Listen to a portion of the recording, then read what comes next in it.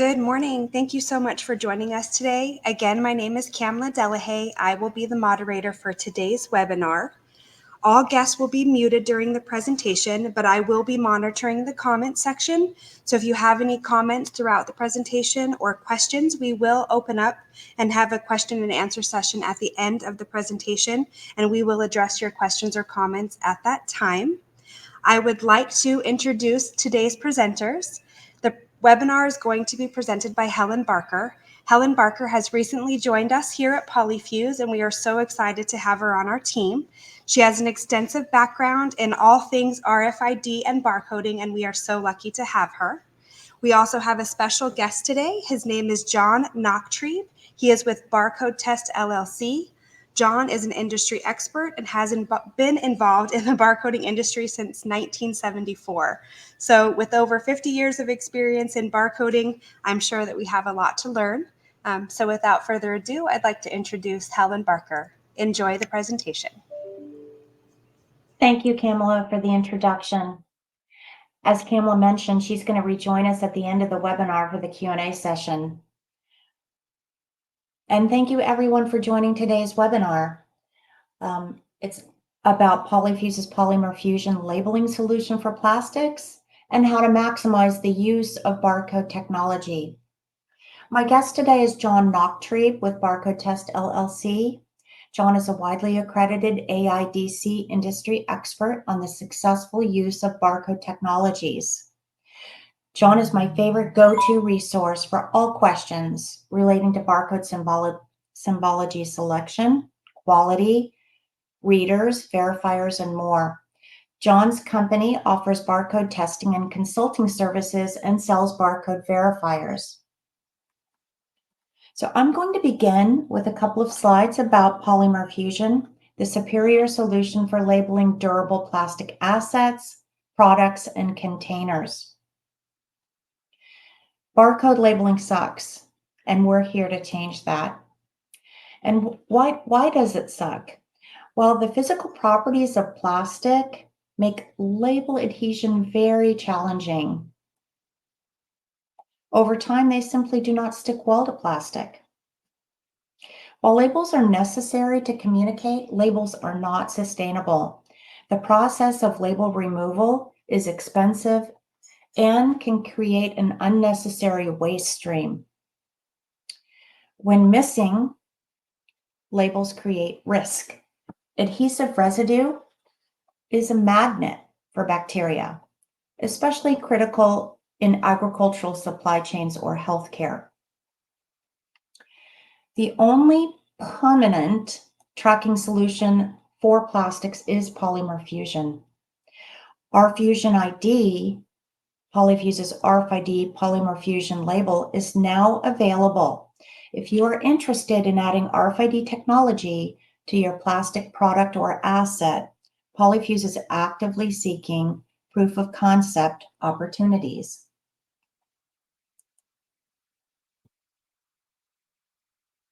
Polymer fusion labels become one with the plastic and thus expand and contract along with the plastic.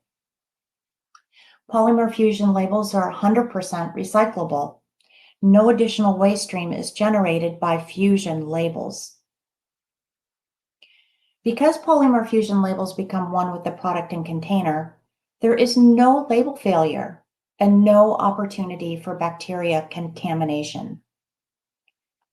If you're looking for a label and/or barcode to last the lifetime of the product, if you want a barcode, either 1D or 2D, or RFID to last the lifetime of the product, Polyfuze has the answer.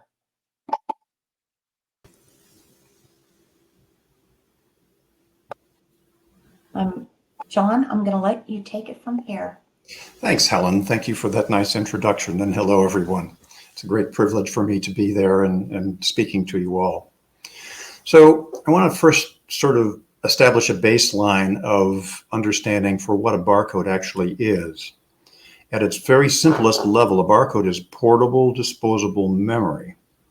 In some cases, the memory is a very limited one, very small amount of data that's stored. In others, it's a larger format. But The storage device itself is an image, and that's an important aspect of understanding how a barcode works. So currently we have two basic barcode formats: the linear barcode you see in the upper right-hand corner, parallel lines and spaces. And so the data is stored in order to be extracted on one axis only. I typically like to think of it as east to west. The symbol in the lower left, this is one form of a 2D barcode or a matrix barcode. This is a data matrix barcode.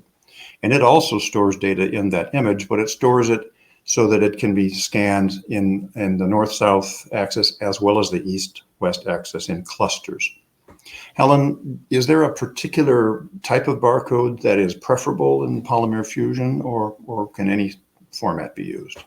That's a good question. There isn't. It really depends upon the customer's requirements for data collection. It could be 1D or 2D or even RFID, I would say. But just out of curiosity, I just thought of something. When was barcode technology invented? Wasn't it the mid-70s? Well, actually, the first patent was, I'm trying to now think of, I know it was in the 50s. It might even have been in the late 1940s, believe it or not. In fact, the gentleman that invented the barcode, the concept of the barcode, who was awarded that patent, died, I think, in the last 10 years. So, Wow. but the first practical application of the barcode was in 1974. And as a matter of fact, that was my introduction to the technology. I was working at a company that imaged the first film master that made the printing plate for a Wrigley gum product. It was scanned in a retail establishment, a grocery type of store in Ohio. But yeah, that was when the technology was actually launched and began to serve a purpose. The patent back in the 50s was, in my view, sort of a solution looking for a problem. And the grocery industry discovered that problem, and they were the ones who were behind its adoption as a viable method of avoiding errors at the checkout line. Perfect. Thank you. Mm-hmm. So barcode quality is a subject that a lot of people think they know what it means, and often they're probably about half right.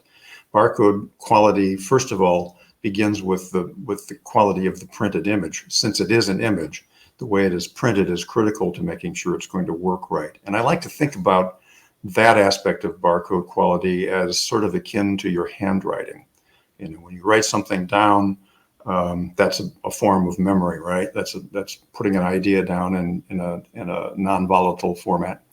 But it isn't going to be useful if you can't read it or if somebody else can't read it. So the barcode image has to be legible to the scanner.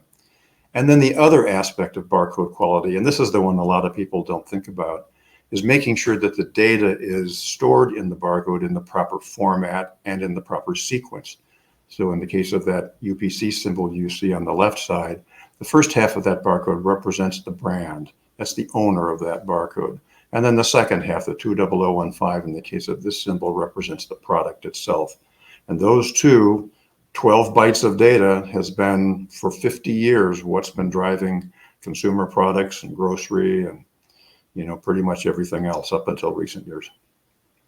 So I've got a question about that 2D barcode. I mean, typically it's been my understanding that two-dimensional barcodes have more redundancy within them, so there's more secure. But that barcode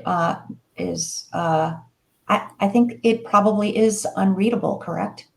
Actually, that barcode can be read because it does have the redundancy that you're talking about, Helen. Interesting. It's called error correction. And that's one big difference between these two formats of barcodes that we'll talk about a little bit in the future. Okay.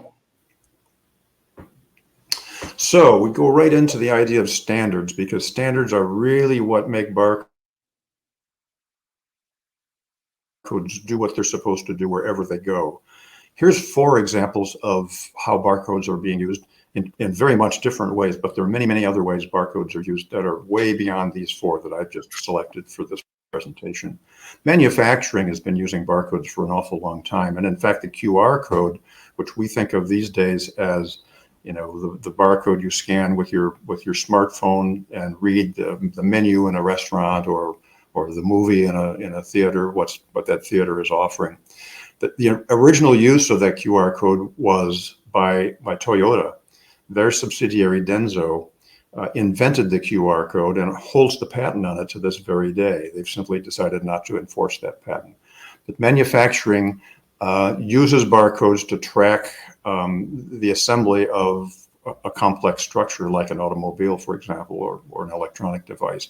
Those parts individually bear a barcode, which reverts then to the manifest, the work order, if you will, for whatever is being assembled. It makes sure that the right part's being assembled, it's being assembled on the right platform, it's the correct subassembly for whatever the master product is, and it's being installed at the right part of the sequence of that manufacturing process. Barcode does all of that. Patient safety, yet another completely different but essential use. That wristband on a hospital patient or even a visitor to an outpatient clinic identifies not just that person, but also their electronic medical records. And so it contains essential data to things like what they may be allergic to. Maybe they're allergic to latex. Maybe they're allergic to penicillin, as I am. That is what ensures that patient isn't incorrectly dosed, which can cause an injury, even death in some cases. Traceability, this is a big one for you, isn't it, Helen? Because this is really Absolutely. where the poly label comes into play. And actually traceability and asset management, doesn't it? Why don't you tell us a little bit about that? Sure. Traceability is really important, especially in complex supply chains. I think we're all familiar with ordering products online, and we want to know, where is it? When is it going to arrive? Same thing for large companies and all of the materials that they're sourcing, whether they're offshoring or nearshoring. Everyone needs to know, where are the products that we need to manufacture our product? Where are they? And that traceability is key, whether it's a linear barcode, a 2D barcode,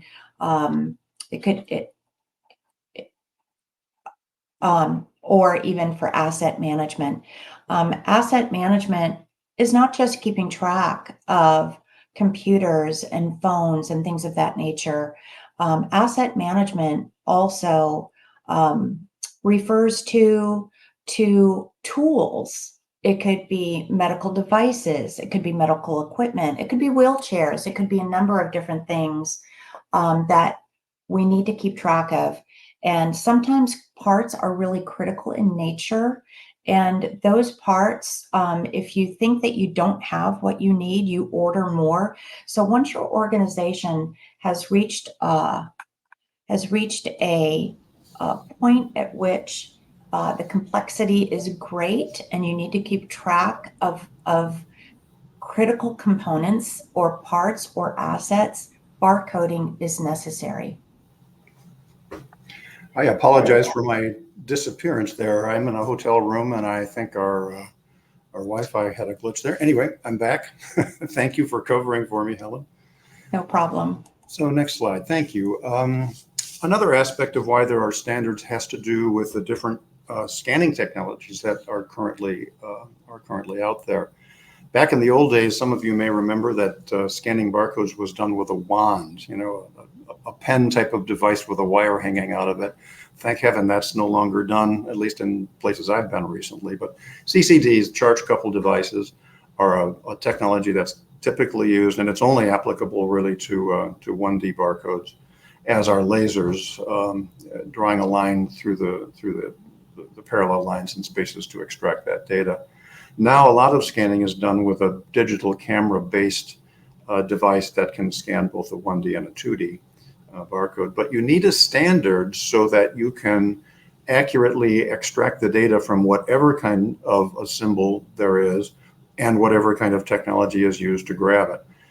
The only way to really do that is to have a standard that every scanner manufacturer and every barcode brand owner will adhere to, so that all of those technologies can play nice together.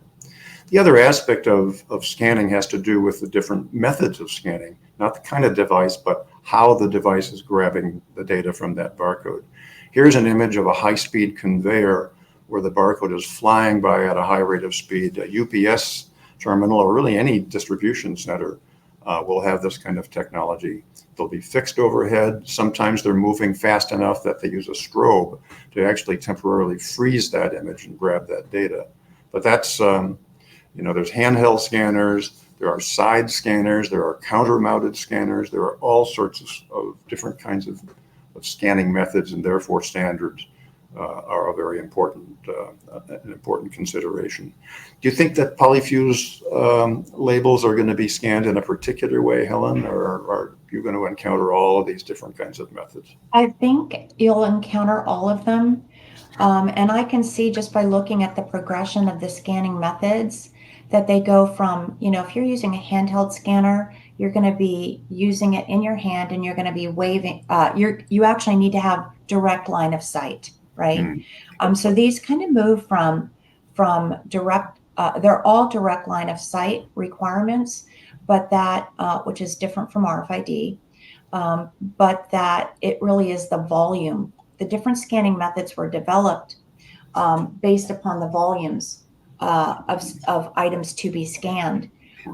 With Polyfuze, all of these methods will be utilized depending upon the use case. So you might be checking inventory outdoors with a handheld scanner, or you might look at a pallet and just use a handheld scanner because it has containers that have a polymer fusion label with a barcode. But there could also be opportunities in, picking operations or other operations where there's a very fast movement of the containers or crates, and then there's going to be, mounted scanners over conveyors and things like that. Okay, and then the other aspect that drives standards to a very, very important aspect of barcoding is the different way the barcode is imaged. Remember, I said that it's always an image. And so that image is produced and placed on a substrate using some method. And there's a whole lot of different methods. And there seem to be more methods coming all the time. These are the ones that are currently very popular. And there's also, of course, different substrates. You're not just putting ink on the same kind of thing in the case of conventional printing. The substrates themselves can be a whole variety of different kinds of materials. Polycarbonate, corrugated, recycled corrugated is a whole lot more difficult to scan on than virgin corrugated. But all of these play into the needfulness of having some way of controlling these variables so that you can, with some degree of accuracy, predict that barcode is going to work right. Yeah, I would even add to the different printing technologies that there's also photographic. There might be even watermarking technologies that are technically a barcode. And under substrates, polymer fusion is appropriate for polyolefin thermoplastics specifically. And there's a lot of plastics contained within that category. So there's a variety of methodologies used, or I shouldn't say methodologies, but attributes of the barcode that are measured and graded by a barcode verifier. And that's the basis for being able to not just identify the kind of symbol and extract the data from it, but to predict if that barcode is going to work right, and also if that data has been parsed correctly, depending upon the industry in which it's being used. So one of the things that people ask me often is, I've got a barcode that looks fine, but it doesn't scan. And I know that's probably a quiet zone problem. I can tell you I can guess what the problem is, but the only way to really find out what the problem is to use a verifier and a consultant like John to help you with that. Thank you for that, Helen. Yeah, and that gives us a nice segue into this next slide, which is, well, if I don't have a verifier, and I don't because they're very, very expensive, I can just use a scanner, right? I hear this all the time in my business. The barcode, I've been producing barcodes as a label printer for, 20 years, 30 years. I'm speaking for a customer now. I have a lot of experience in this. We've never had a problem. And so the mental gears are turning, and you can see that that's considered a trajectory. I've never had a problem, and therefore I never will have a problem. Well, the fact of the matter is, if you're not using a verifier, you have no idea how close you've come to having a problem. Or maybe your customer isn't actually using the barcode yet because their use case, their industry hadn't been using barcodes. All of a sudden now they're starting to use them and your barcodes are failing. A scanner really can only tell you one thing, and that is that scanner happened to work or not. It's a go, no go kind of a gauge. It doesn't give you any other indication about the likelihood somebody else's scanner is going to be able to read that barcode. So when the barcode scans, you can really only predict that that scanner is going to read that barcode on that occasion. It's a very, very limited little tiny piece of confidence that you would have.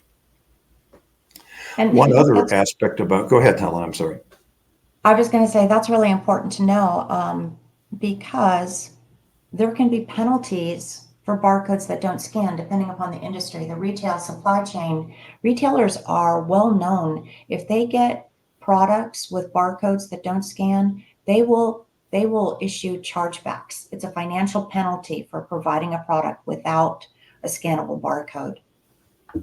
Yeah, absolutely true. And of course, a scanner is one way someone can attempt to make a determination about the quality of a barcode. Not infrequently, I'll hear someone say, well, the customer said my barcode failed, so I whipped out my iPhone and it scanned fine. So it's okay, right? And they're hoping and praying I'll say, oh yeah, then that's okay. Well, actually using a smartphone to scan a barcode is even less effective as a predictor than a scanner is. And that's because at least a scanner will adhere to the red light requirement that all scanners have. That's part of the standard that all barcode scanner must adhere to, whether they're CCDs or lasers or digital cameras. A smartphone, on the other hand, will either use ambient light or may use a white light flash. That means that your iPhone or your Android phone can read a barcode that's printed in a red color, for example, that a scanner can't read, because of the red light in the scanner will see that red image as white. It'll be like white on white. So your smartphone will tell you even less than the scanner will, and it will probably give you a false sense of confidence. And I'd also like to point out that with polymer fusion, it's not a label. It doesn't stick to an asset. It's fused to the asset. So there's no opportunity for it to become separated from the container or the product. And that's really critical, because that label, once it's applied through heat and pressure, it becomes one with the product. One of the things I hear a lot about why someone decides not to buy a verifier is the argument that they're expensive. And they are. That verifier you see on the lower left is about $6,500, not cheap. We had a use case, I guess it was about a year ago now, of a company that was beginning to realize that they probably should have a verifier. Would we lend them one that they could evaluate for purchase? And so we shipped it off to them. They were testing barcodes as they were arriving at a shipping dock in San Francisco, I believe. No, it was LA. In any case, it was a sea freight container full of seasonal clothing. I think it was probably from Vietnam. And when that sea freight container was opened, it was a shipment for Target Corporation. The garments in that package had barcodes that didn't work right. And Target deducted $40,000 from the invoice from that customer because they had to overlabel every single one of those shirts or shorts or whatever they were. The $6,500 cost of a verifier could have avoided a $40,000 chargeback. Wow. That all of a sudden, it doesn't seem like it's all that expensive. Yeah, it's not just discovering that you have barcodes that don't scan. It's the key enter, so there's additional labor, and then there's the requirement to relabel as well. Absolutely, absolutely. Okay. Next slide, please. So 1D and 2D barcodes basically do the same thing, and they do it in the form of an image. So there are some very significant similarities to them. And one of them Helen mentioned a minute ago. All barcodes, 1D or 2D, have quiet zones. that's a blank space. And in the case of a linear barcode, like the code 128 linear barcode you see there, that blank space is to the left of the first bar and to the right of the final bar. And what's critical about that is to give the scanner a space to calibrate itself to what the white reflectance value, the background color, that reflectance value must be the high reflectance value. So it calibrates itself there, and it also protects it from seeing other changes in reflectivity that are not a barcode from being adjacent to the barcode. So if there's text or an image or a color change or a box or something that is yet another excursion from a light value to a dark color that's in the quiet zone, that will kill the barcode. So linear barcodes have left and right quiet zones. 2D barcodes, like the QR code on the right, have a complete surround quiet zone. The other similarity is both of these forms of barcodes are color sensitive. So they must not be printed in red or imaged in red if they're going to be scanned by a conventional scanner. Now, a QR code could be imaged in color if it is specifically intended to be scanned with a smartphone. Otherwise, if it's going to be scanned by a regular scanner, it must not have anything imaged in the red spectrum, and it should not have a background that's in the green spectrum, which in red light looks like black. There are differences, however, between these two symbol types. The linear barcode will have a check digit, and the purpose of that is to detect if there's an error in that barcode. A check digit is the final digit in the barcode, and it's determined what that check digit is determined by applying an algorithm, a calculation to all of the data before it in that barcode. So in other words, for this barcode, this linear barcode, there can only be one possible check digit for that barcode. So if a mistake is made either in encoding or in imaging this barcode, if any one of those other numbers is the wrong number, that barcode will fail. And failure is preferable to the barcode decoding the wrong information. A failure of a barcode is a problem, but a misdecode is a much, much more serious problem. 2D barcodes, on the other hand, have error correction, and that very first barcode in the first slide of my part of the presentation was seriously damaged, but up to 40% damage can be retrieved because of data redundancy called error correction. That's available in 2D barcodes. That's amazing. I have to tell you a current experience. I had a customer who was placing barcodes on their assets, and they were applying the screws to attach the barcode. It was a linear barcode directly to the asset on top of the barcode. So that meant that check digit in that code 128 symbol wasn't visible because it literally had screws right through the end of that barcode, left and right. Oops. Yeah. And then can you imagine, look at that human readable. Can you imagine trying to put a human readable key, enter it, and how much time that would take, how prone it would be to error if you had to key in all those digits? Yeah. I have trouble with 6 digits, with that verification that you use when you're using your phone. So all of those digits, trying to key them in and make sure it's accurate, that would be a nightmare. Yeah. The final difference that's really worth mentioning between these two symbologies is the difference in data capacity. The code 128 barcode, linear barcode on the left, has an awful lot of data. And of course, the result of that is it's a very long barcode. The QR code on the right-hand side, in some formats, could encode an entire page of data, alphanumeric characters in it.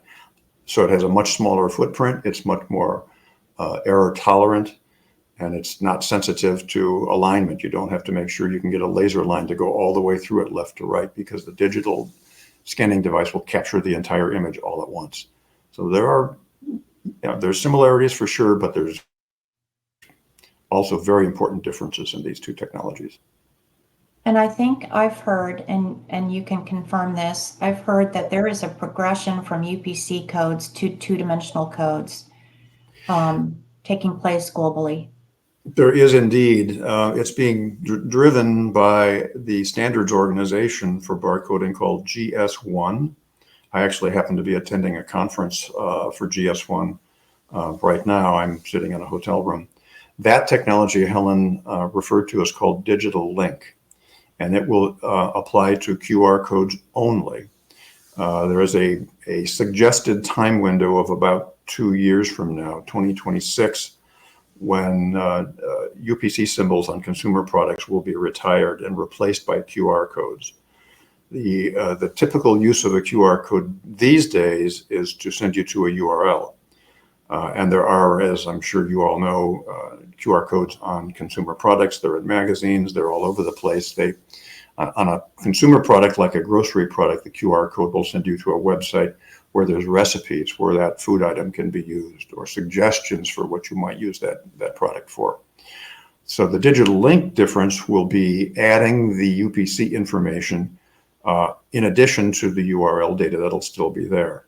So at checkout, the checkout scanner will read the entire barcode, but only the product-related information akin to the UPC symbol will be sent to the database system that drives the inventory in that grocery store, for example, or electronics store, or wherever it is. But if you scan the data matrix code, it will send you to the website and give you the information that you want to have for that particular product.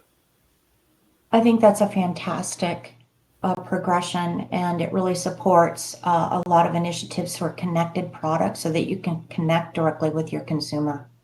Yeah, people want to know what ingredients are in their product. They want to know the nutritional value. They want to know alternative use cases for that product.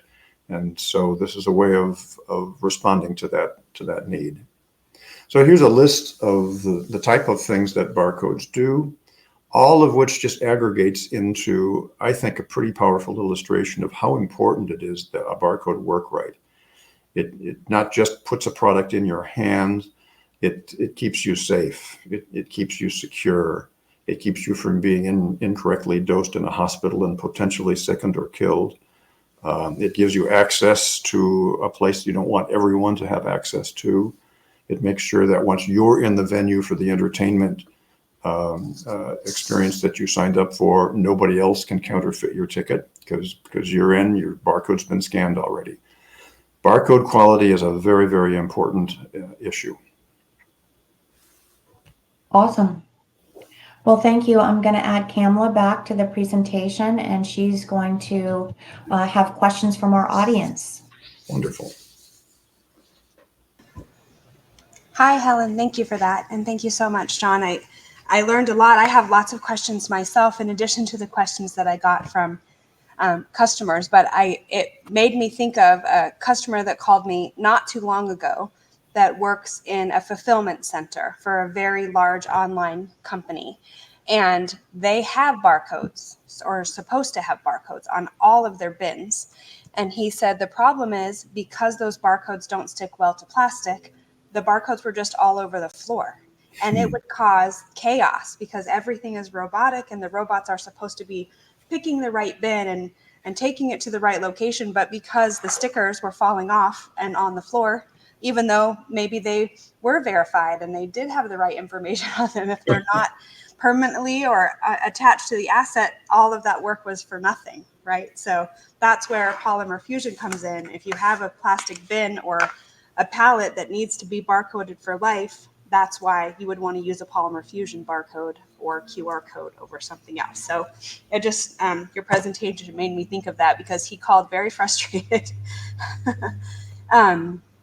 So I do have a couple of questions coming through, so thank you. The first is, what is the correct amount of quiet space that a barcode should have?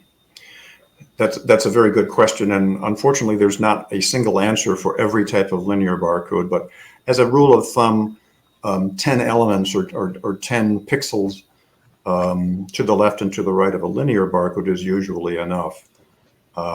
So there's always a narrow bar that is the building block of a linear barcode, and so it would be 10 times that value left and right of the barcode for a linear barcode. A QR code is different than a data matrix code. A QR code should have 4 elements of quiet zone completely surrounding it, except, and here I always love when there's an exception because there's so many of them. If that barcode is expected to be scanned with a mobile device, that quiet zone can be as small as 1 element. So, but for conventional scanning, 4 elements. Data matrix code, a 1 element quiet zone is sufficient. And I would just add that the element, and this is the element that John's referring to, is the smallest little square on the QR code, not the corner, not the big the big squares on the corner. Those are the finder patterns, but the smallest little squares internally within the QR code is referred to as the element. Thank you for that, Helen. Yeah. Thank you. And then there's some confusion in terminology. So when you say a linear barcode and a 1D barcode, is that the same thing? Yes, those are the same thing. Okay, so they just are called different things interchangeably. And then would that be the same as a 2D barcode is also known as a QR code? Well, a QR code is one type of 2D barcode, and there are many. There's Aztec codes, and there's MSI codes, and UPS codes, and data matrix codes. There's a whole bunch of different kinds of them, just as there are linear codes. There's code 128s and code 39s and UPCs, and just a whole bunch of different members of that family. Thank you. So why it's kind of like Cam. Go ahead. I'm sorry, Cam. It's like their languages, and they have different attributes that make them appropriate for different use cases. If that makes sense. So if someone wanted to implement starting some type of tracking, either with a barcode or a QR code, how would they get started to even know which would be appropriate? What would be better? Should I have a barcode? Should I have a QR code or a 2D data matrix? How would they know what to choose? There's a number of different ways they could begin to wrestle that problem into an answer. One of them would be to get a hold of the GS1 organization and find out if there are standards that pertain to the industry in which that company is operating. The other thing that I would suggest they do, 2 other things really, one would be to see if there's a preference that their trading partners have. If their trading partners are already receiving or handling barcoded products from other vendors, for example, they should be able to say, well, we always want a linear barcode or whatever. The other thing that they could do is to see if there's an industry association, and there are industry associations for just about any industry you can think about. That's probably where I would start, just to see if there are certain types of symbols, linear or matrix, and then within those, a particular kind of symbol type that would be preferable to use. And that's also another important consideration. If, for example, your linear barcodes are getting so long and so big that they're getting too long to be scanned, let's just convert those into QR codes or data matrix codes. That's not something that you should do unilaterally. That should always be done in communication with your trading partners so that they have the kind of scanners that are capable of decoding those. And I would add, Cam, that sometimes I have seen labels that have linear barcodes and 2D barcodes, and may even be an RFID, depending upon the complexity of the supply chain. It could have all of the different AIDC tracking methods and symbologies. Okay, so it might be useful to have both, maybe a QR, a human readable, and an RFID on the same asset so that you're covered on all bases. It could be important. Thank you for that. I did have another question. I do think that you already answered it in the presentation, but how much of a QR code can be missing and still be scanned? Yeah, good question. And the answer is it depends upon how much error correction was designed into the barcode prior to it being printed. There's a range of different error correction levels that can be put in there. And the reason for that is, as Helen said correctly, error correction is a solution based on redundancy of the data. So you're adding a lot more data to the barcode, and that'll affect the barcode in one of 2 different ways. The barcode will either get physically larger, in other words, its footprint will occupy more space, Or if it has to be the same size, then the element size has to get smaller, right? So a user will make a determination as to what error correction level is appropriate depending upon those considerations. But it could be up to 40%. That's the maximum amount. Up in to a QR. 40. Okay, And thank you so much. what's interesting is that you really can't, as Donna said, you can't design your barcode in a vacuum. You have to work with your trading partners, because especially with barcode technology, you need to have line of sight and you need to be able to scan at a distance. So for example, if you're scanning at 5 feet, your barcode is going to be a different size if you're scanning at 10 feet or 20 feet. Are there size limitations? Like, is there a max barcode or a minimum barcode size or QR size that is required? Are there standards for the actual sizes themselves? There are, and it is especially critical in the case of a linear barcode because, as you saw in that, I think it was my first slide, code 128 symbol was getting pretty long. And that's because it was encoding not just the item, the GTIN number that identified the product, but there was also a serial number in that barcode. There was also an expiration date in that barcode, and there could be any number of other data fields with prefixes. You know, where it was made, which factory it was made in, what shift created that barcode, all of those things. So anyway, long answer to short question. 5 inches is about the longest linear barcode because you're pushing the limits of a scanner's scan width. Got it. Now, as for a 2D barcode, pretty much a different animal. And I use as an example a QR code that a farmer in Germany cut with his lawnmower into his field. It wasn't with his lawnmower, it was with his tractor. So the barcode was so big it covered, I think, about a 10-acre square, and could be viewed and scanned from an airplane. That's really awesome. The other end of the spectrum would be a data matrix code that's imaged onto an implant, a surgical implant, and that could be literally microns in size, very, very small, so small that you might struggle to actually see it. Wow. I do have just a couple more questions here that have come through. Can barcodes be printed in any color, or do they have to be black and white? Yeah, that's a good question. And the answer, like most of my answers, are not a simple yes or no. Certainly, colors in the red spectrum should be avoided in all cases. That's always a good idea to avoid red spectrum because scanners always have a red light source in the roughly 660 nanometer area of the spectrum. On the other hand, 2D barcodes, data matrix and QR in particular, can be reverse imaged so that the background is black and the barcode is white, but you cannot do that with a linear barcode. A linear barcode must be black bars or dark reflectance value bars on a high reflectance substrate. Thank you. And I just have one more. Well, there's two, but I can put them together. So how do verifiers grade a barcode? Is it like an A, B, C, D, E, F, like in school, or is it some other method? And then if you have an A grade, does that mean that the barcode is guaranteed to work? Okay, great question. And actually a pretty simple answer to your first part of the question. The answer is yes. It can be graded A, B, C, D, F, just like school, and that's done in the American National Standard, the ANSI system here in the United States.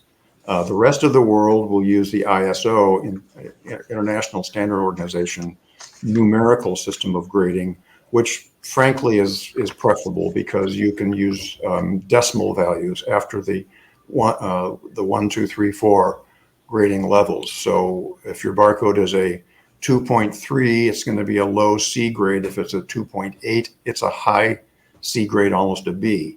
So the ISO system is in some ways preferable, more accurate.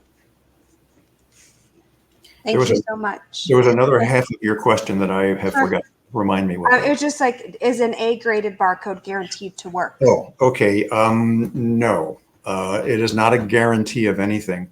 What it intends to suggest is that a higher graded B or an A graded barcode will have a high first read rate. And that is really a much more accurate way of describing the performance of that barcode, but numerical or alphabetical grades are kind of a shortcut method. Neither is a 0 grade or a 1 grade, which is an F, a guarantee that the barcode won't work. Some scanners probably will be able to scan it, although you may have to scan the barcode 2 or 3 or 4 times. So there are no guarantees, but the ISO system is really the best we've got. We're trying to wrestle something that's very amorphous into something that's, contained and reliable, but there are no guarantees. Thank you so much. I learned a lot myself. I took a lot of notes. Who knew that barcode and RFID could be so exciting and something to learn about? But I mean, if you think about it, we use it all day, every day. It kind of makes the world go round and people don't really realize it. So thank you so much, Helen. I'll let you wrap up the show here, but I wanted to remind everyone, and we did also have a question come through. If you missed part of the webinar, it is live streamed currently, but as soon as the presentation has ended, you're able to do a full replay. You could watch it as many times as you wanted to. So thank you for joining us today, and please feel free to reach out if you have any questions. Thank you, everyone. I just want to thank you, John, again for participating in our webinar today. I always learn something new. I've been in the barcode industry since, well, for more than 20 years, let's say. And it's really fascinating to me. But I see the value. I think everyone knows the value of automatic data collection and how it can help your company thrive, as well as make informed business decisions. So if anyone has any questions that we didn't cover, or if you'd like to talk more, our contact information is up here on the screen right now. And again, as Cam said, this is recorded. So if you want to come back and take a look at any part of it, please do so. And let us know if we can help you. We're happy to be helpful to you in your journey. Thank you very much. Thank you. And John, I hope you enjoy the GS1 show. Thank you. Thanks, Helen. Thanks, Cam. Thanks, John. You're welcome. Have a great day, everybody. Bye-bye. Bye.